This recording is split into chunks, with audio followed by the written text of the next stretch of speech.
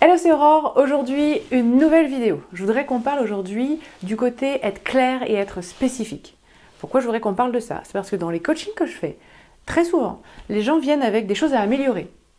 Mais ce sont des choses qui sont d'ordre général. Par exemple, ils me disent « Je voudrais améliorer ma productivité. Je voudrais améliorer ma confiance en moi. Je voudrais améliorer ma condition physique. » Si on ne part que là-dessus, on ne sait pas exactement ce qu'on va faire. La dernière fois, j'avais quelqu'un qui faisait ce qu'on appelle le correcteur de trajectoire. Et dans son correcteur de trajectoire, sur les éléments à améliorer, il marque tel jour, j'ai pas été assez productif. Tel jour, j'ai mal géré mon temps. Ok. Mais là-dessus, on peut rien faire là-dessus. Il faut vraiment être spécifique. C'est-à-dire, tu as mal géré tu n'as pas été assez productif. C'est-à-dire, tu as mal géré ton temps.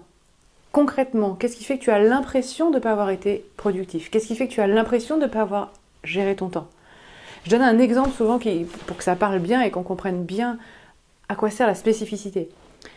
Si vous êtes 10 personnes à avoir une voiture qui a un problème, il y en a un qui a un pneu crevé, il y en a un qui a la boîte de vitesse qui ne marche pas, il y en a un qui a le câble de la pédale qui a lâché, il y en a un, je ne sais pas trop encore, bref, et chaque personne a un problème différent sur sa voiture, mais qui fait que la voiture au final n'avance pas.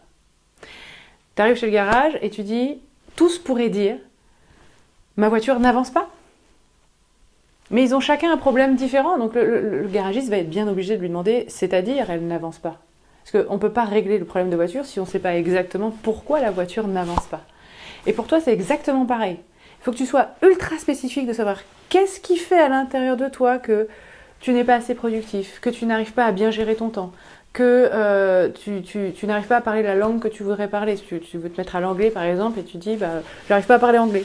Ok, très bien. Mais pourquoi tu n'arrives pas à parler anglais?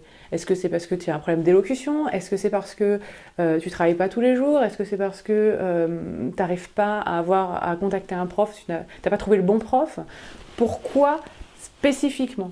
Plus tu seras spécifique, plus on saura exactement où aller travailler et plus on pourra avoir des résultats concrets et on pourra avancer. Donc vraiment, j'insiste à chaque fois dans mes coachings, j'embête les gens à se spécifique.